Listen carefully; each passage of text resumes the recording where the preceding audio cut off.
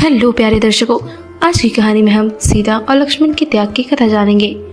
राम, सीता और लक्ष्मण ने जब अयोध्या का महल छोड़कर वनवास की कठिन राह पर कदम रखा तो न केवल उन्हें वनवास का कष्ट था, बल्कि उनके साथ चलने वाली कठिनाइयां भी उनके धैर्य की परीक्षा ले रही थी। जब श्री राम, सीता और लक्ष्मण अयोध्या से वन के लिए निकले तो यह न केवल एक राजा और उसके पति का वनवास था, बल्कि पूरे राज्य की प्रजा का भी दिल टूट चुका था। अयोध्या में शौक का माहौल था और राम के बिना महल सुनसान लग रहा था। लेकिन सीता, जो अपने पति के साथ हर पल बिताने की आकांक्षा रखती थी, उनके साथ वन जाने के लिए पूरी तरह से तैयार हो गई। उन्होंने कहा, प्रभु, जहां आप जाएंगे मैं वहीं चलूंगी। आपके बिना जीवन का कोई अर्थ नहीं है। लक्ष्मण, राम के छोटे भाई, जिन्होंने हर पल अपने भाई का साथ दिया था, ने भी इस कठिन समय में साथ रहने का संकल्प लिया। वह राम से कहते थे, भैया, मैं हमेशा आपका साथ दूंगा। इस वनवास में हम सब एक साथ हैं। सीता ने वनवास के कष्टों को स्वीकार करते हुए कहा, मुझे इस जीवन का सुख और वैभव नहीं चाहिए। आपका साथ ही मेरे लिए सबसे बड़ा उपहार है। उन्होंने महल की सुख सुविधाओं को त्याग दिया और जंगल के कठिन रास्तों पर चलने के लिए खुद को तैयार किया। जब वे वन में पहुंचे तो सीता तो यह एहसास हुआ कि जीवन अब पहले जैसा नहीं रहेगा। अब उन्हें वन के कठिन रास्तों और जीव जंतुओं का सामना करना था। लेकिन सीता ने कभी भी अपने निर्णय पर पछतावा नहीं किया। उनका त्याग केवल एक पत्नी के रूप में नहीं, बल्कि एक इंसान के रूप में भी अद्वितीय था। लक्ष्मण, जो हमेशा अपने भाई के साथ रहते थे, ने भी सीता के साथ वन में रहने का निर्णय लिया। वह राम के प्रति अपनी निष्ठा और प्रेम को हर पल साबित करते थे। जब श्री राम को पता चला कि लक्ष्मण ने भी उनका साथ नहीं छोड़ा तो उन्होंने कहा, लक्ष्मण, तुम्हारा साथ मेरे लिए अनमोल है, लेकिन तुम्हें भी अपनी पत्नी उर्मिला का ध्यान रखना चाहिए। लेकिन लक्ष्मण ने कहा, भैया, आप मेरे सबसे पहले हैं। मैं आपके बिना कहीं नहीं जा सकता। लक्ष्मण का यह त्याग और साहस उनकी निष्ठा और प्रेम का प्रतीक था। एक दिन जब राम, सीता और लक्ष्मण गहरे जंगल में अपने निवास स्थान पर पहुंचे तो राम ने कहा, सीता, हमें वनवास के दौरान कई कठिनाइयों का सामना करना पड़ेगा, लेकिन हमें इन सभी कष्टों को सहना होगा, क्योंकि यह हमारा कर्तव्य है। सीता ने भी धैर्य रखते हुए कहा, प्रभु, मैं हर कठिनाई सहन करने के लिए तैयार हूँ। आपके साथ मुझे किसी भी चीज़ की चिंता नहीं है। लक्ष्मण ने भी कहा, भैया, हमें कष्टों के बावजूद अपने धर्म को निभाना है। हम सब साथ हैं। किंतु एक दिन रावण, जो अपनी कुटिल नीतियों के लिए जाना जाता था, सीता को अपहरण करने के लिए आया। लक्ष्मण, जो राम और सीता की सुरक्षा में हमेशा सतर्क रहते थे, ने उन्हें समझाया, दीदी, आप कभी भी इस रेखा को पार न करें। सीता ने लक्ष्मण की बातों का पालन किया, लेकिन रावण ने अपनी माया से उन्हें छल दिया। जब सीता ने लक्ष्मण रेखा पार की तो रावण ने उनका अपहरण कर लिया। यह घटना सीता के त्याग और बलिदान के प्रतीक के रूप में सामने आई। वह अपनी कर्तव्य निष्ठा के कारण वनवास में आई थी और वह बिना किसी शिकायत के अपने कष्टों को सहन कर रही थी। सीता का त्याग केवल एक पत्नी के रूप में नहीं, बल्कि एक इंसान के रूप में था।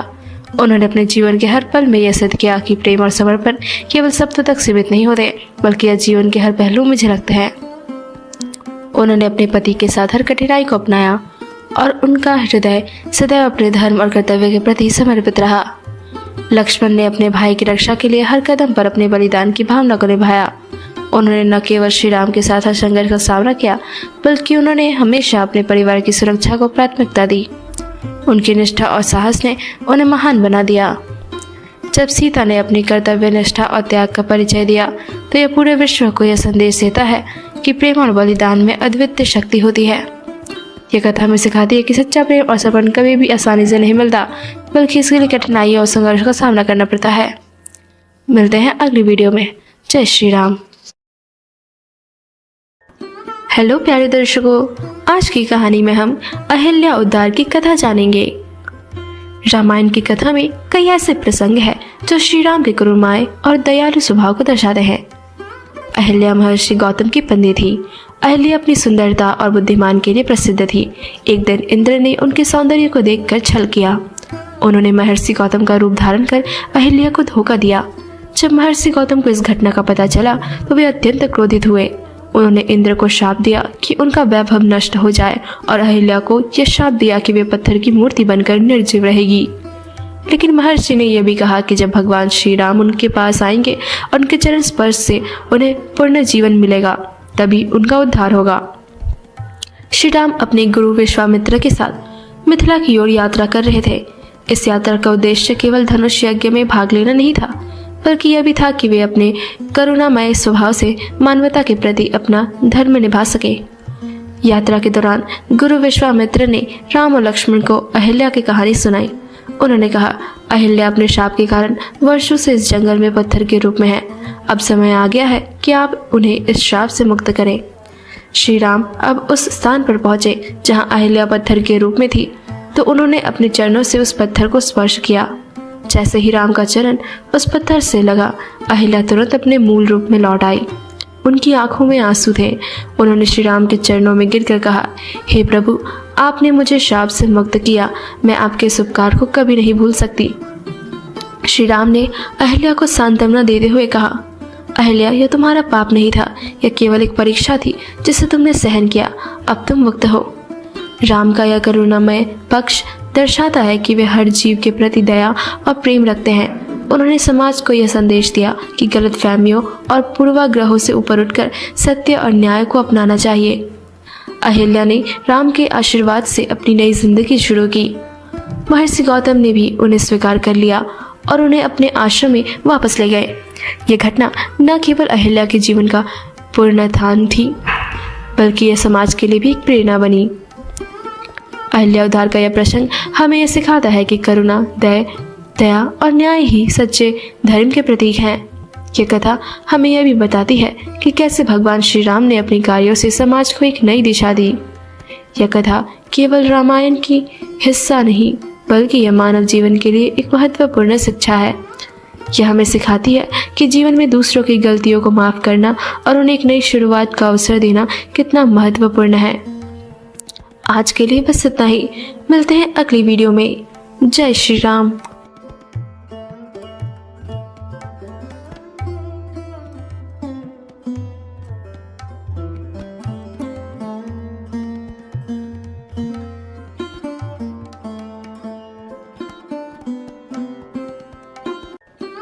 हेलो प्यारे दर्शकों, आज की कहानी में हम लव कुश की बहादुरी की कथा जानेंगे। महान हिंदू ग्रंथ रामायण में अनेक प्रेरणादायक कथाएं हैं, जिनमें से एक है श्री राम और माता सीता के वीर पुत्र लव और कुश की बहादुरी की कहानी। यह कथा केवल वीरता की नहीं, बल्कि सत्य, न्याय और धर्म की रक्षा के लिए किए गए उनके साहसिक प्रयासों की है। अयोध्या से निष्कासन के बाद माता सीता ऋषि वाल्मीकि के आश्रम में निवास कर रही थी। यहीं पर उन्होंने 2 तेजस्वी पुत्रों को जन्म दिया, लव और कुश। ऋषि वाल्मीकि के मार्गदर्शन में उन्होंने वेद शास्त्र और धनुर्विद्या में अद्वितीय ज्ञान प्राप्त किया। माता सीता ने उन्हें नैतिकता, साहस और धर्म का पाठ पढ़ाया, जिससे वे न केवल शक्तिशाली योद्धा बने, बल्कि सच्चाई और मर्यादा के प्रतीक भी बने। समय बीतता गया और भगवान श्री राम ने अयोध्या में अश्वमेध यज्ञ करने का निर्णय लिया। यज्ञ के नियम के अनुसार एक विशेष घोड़े को स्वतंत्र रूप से राज्य घर में घुमाया गया।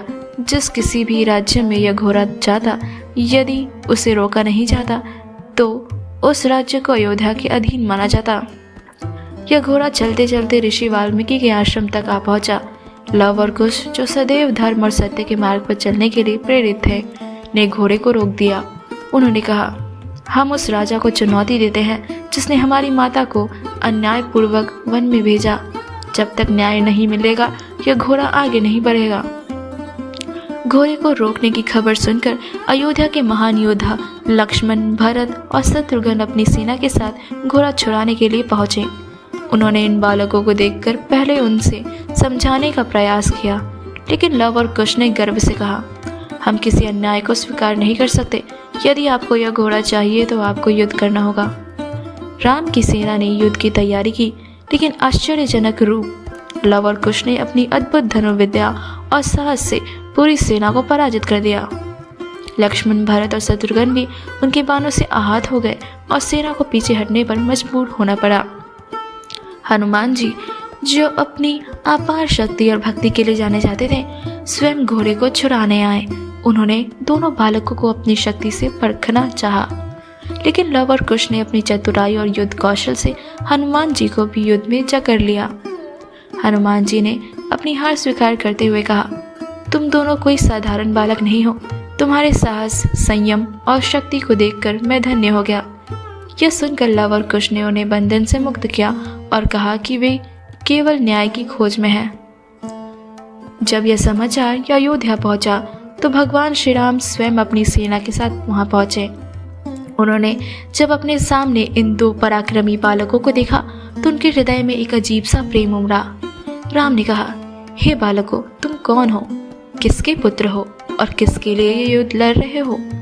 लव और कुश ने दृढ़ता से उत्तर दिया, हम माता सीता के पुत्र हैं और न्याय के लिए लड़ रहे हैं। हम केवल सच की राह पर हैं। इस पर ऋषि वाल्मीकि ने सत्य उजागर करते हुए कहा कि लव और कुश स्वयं भगवान राम के पुत्र हैं। यह सुनकर सभा में सभी लोग चकित रह गए। भगवान राम ने उन दोनों को गले लगा लिया और उन्हें स्नेह से भर दिया। लव और कुश केवल योद्धा ही नहीं बल्कि आदर्श पुत्र भी थे।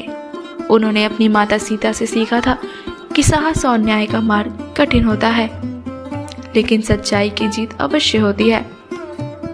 उन्होंने अपनी वीरता से यह प्रमाणित किया कि धर्म की रक्षा के लिए आयु या परिस्थितियां मायने नहीं रखती।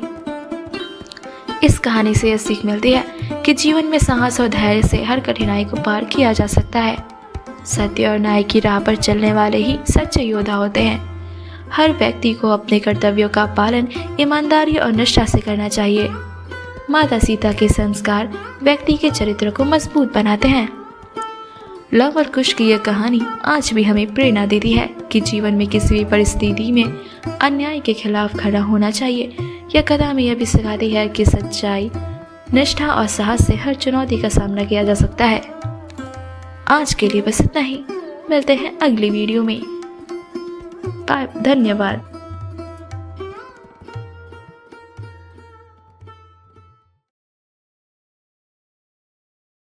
लव, कुश और राम का मिलन। रामायण की कथा केवल धर्म और मर्यादा की कहानी नहीं है, बल्कि यह परिवार, प्रेम और बलिदान की भी अमर गाथा है। माता सीता के वनवास के बाद उनके पुत्र लव और कुश का पालन पोषण ऋषि वाल्मीकि के आश्रम में हुआ। वे अपने पिता के बिना बड़े हुए, लेकिन उन्होंने कभी यह नहीं जाना कि वे स्वयं अयोध्या के राजा श्री राम के पुत्र हैं। वाल्मीकि ऋषि के सानिध्य में लव और कुश ने वेदों का ज्ञान प्राप्त किया और धनुर्विद्या में निपुण हो गए। वे दोनों तेजस्वी, पराक्रमी और सत्य के मार्ग पर चलने वाले बालक बने। समय बीतता गया और नियति ने उन्हें उनके पिता श्री राम से मिलाने की योजना बनाई। अयोध्या में श्री राम ने अश्वमेध यज्ञ का आयोजन किया। यज्ञ के नियम के अनुसार यज्ञ का घोड़ा पूरे देश में घूमता और जिसे भी संदेह होता वह उसे रोक सकता था। यह घोड़ा चलते चलते वाल्मीकि ऋषि के आश्रम में पहुंचा। लव और कुश ने जब घोड़े को देखा तो उन्होंने उसे पकड़ लिया। उन्होंने कहा, हम इसे तब तक नहीं छोड़ेंगे जब तक हमें यह नहीं बताया जाता कि यह यज्ञ के पीछे क्या उद्देश्य है।